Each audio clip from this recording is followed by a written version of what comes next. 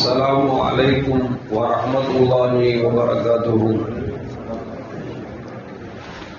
الحمد لله رب العالمين، والصلاة والسلام على أشرف المرسلين وعلى آله وأصحابه وأزواجه وذرياته وأهل بيته أجمعين.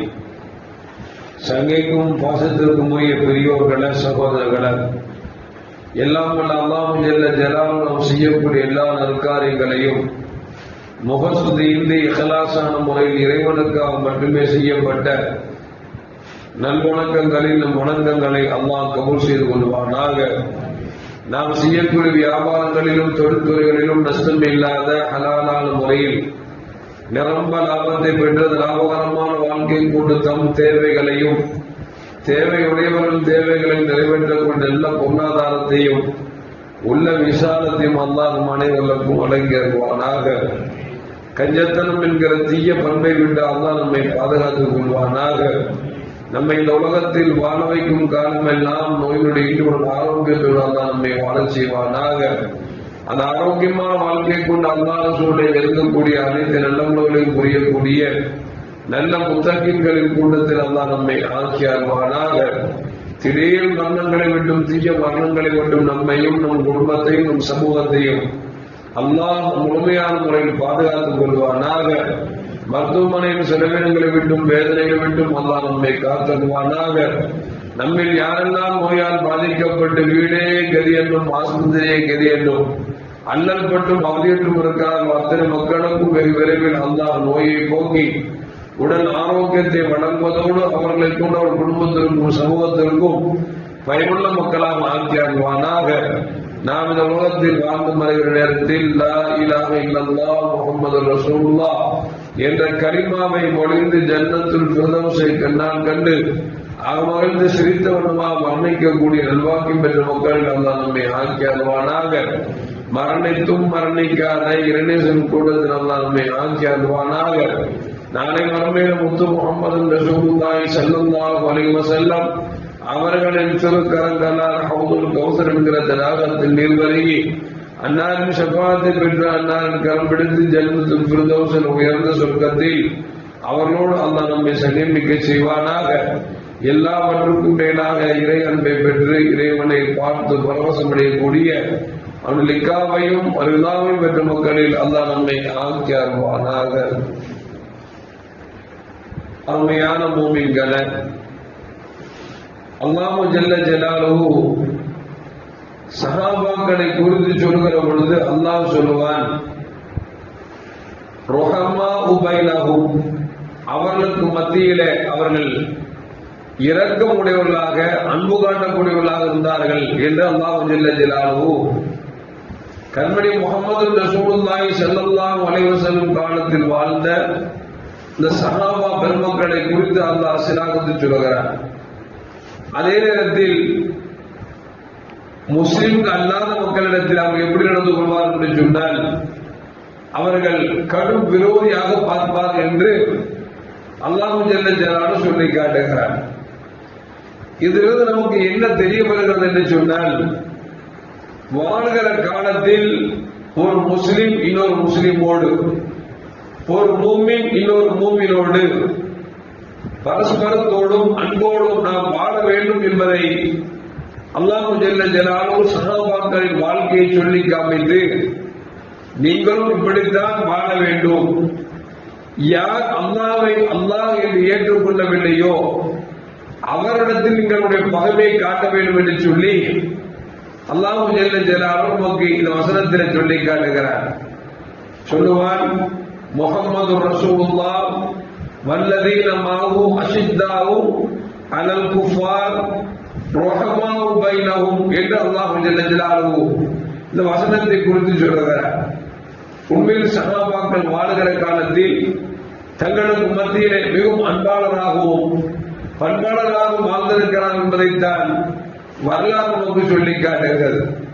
எத்தனையோ இடங்களில் சஹாபாக்கள் உண்ண உணவு இல்லை என்கிற பொழுது இன்னொரு சஹாபிக்கு ஏதோ உணவு எடுத்து விட்டது என்று சொன்னால் தான் உண்ணுவதை விட யார் அதிகம் பசித்திருந்தார்களோ அவர்களுக்கு கொடுக்கக்கூடிய பழக்கம் இருந்தது என்பதை வரலாறு நமக்கு நெடுக சொல்லி காட்டுகிறது. ஏன் இன்னும் சொல்ல போனால் கண்மணி முகமது ரசூலுல்லாஹி ஸல்லல்லாஹு அலைஹி வஸல்லம் காலத்திலே ஒரு போருக்கு போன சஹாபாக்களில் சிலர் எதிரினுடைய வாளுக்கு அடிபட்டு வெட்டுப்பட்டு கீழே கிடக்கிறார்கள். மரணம் அவர்களை வாவாயில் அழைத்து கொண்டிருக்கிறது. அந்த நேரத்தில் மரணப்படுக்கையில் படுத்திருக்கிற தோழர் தண்ணீர் தண்ணீர் என்று கேட்டால் ஒரு சஹாபி வேகமாக சென்று தண்ணீரை எடுத்துக் கொண்டு வந்து அவனத்தில் கொடுக்கிற பொழுது அவர் சொன்னார், என்னை விட எனக்கு பக்கத்தில் இருக்கக்கூடிய அந்த தோழருக்கு தண்ணீர் தேவைப்படுகிறது, அவருக்கு கொடுங்கள் என்று சொல்லி சமிக்கையாக காமிக்கிறார். அவரிடத்தில் கொண்டு தண்ணீர் கொடுக்கப்படுகிறது. அவர் தனக்கு பக்கத்தில் உள்ளவரை சமிக்கை காமிக்கிறார், அவருக்கு கொடுங்கள் என்று சொல்லி இப்படியே ஒவ்வொரு சஹாபியும் மரணப்படுகையில் இருக்கக்கூடிய தோழர்கள் தனக்கு தேவை இருந்தும் அவருக்கு கொடுங்கள் என்று சொல்ல, அவருக்கு தேவை இருந்தும் அவருக்கு கொடுங்கள் என்று சொல்ல, கடைசியில் பார்த்தால் கடைசியில் சொல்கிறார், எங்களை விட முன்னால் படுத்திருக்கிறார் அவருக்குத்தான் தேவை என்று சொல்லுகிற பொழுது அந்த தண்ணீரை கொண்டு முதலாமவருக்கு கொண்டு வருகிற பொழுது அவர் மரணித்து விட்டார். அதற்கு பிறகு அவர் அடுத்தவரத்தில் கொடுக்கிற பொழுது அவரும் மரணித்து விட்டார் என்கிற நிகழ்வு எல்லாம் நமக்கு வரலாறு நமக்கு சொல்லி காட்டுகிறது என்று சொன்னால், மரணப்படுக்கையிலும் கூட தன் உயிரை பெரிதாக நினைக்காமல் தனக்கு அருகாமல் இருக்கக்கூடிய அவர்களுக்கு தாகித்தவர்களுக்கு தண்ணீர் கொடுக்க சொல்கிறார் என்று சொன்னால், அல்லாஹ் அதைத்தான் சொல்லுகிறான், ருஹமா உபைனஹும், அவர்கள் தங்களுக்கு மத்தியிலே அன்பாகவும் அருளாகவும் வாழ்ந்திருக்கிறார் என்பதை அல்லாஹ் ஜல்ல ஜலாலுஹு சொல்லி காட்டுகிறார். கண்மணி முகமது ரசூலுல்லாஹி ஸல்லல்லாஹு அலைஹி வஸல்லம் சொல்வார்களே, மூமின்களை நீங்கள் எப்படி இருக்க வேண்டும் என்று சொன்னால், ஒரு கட்டடத்தை போன்று இருக்க வேண்டும்.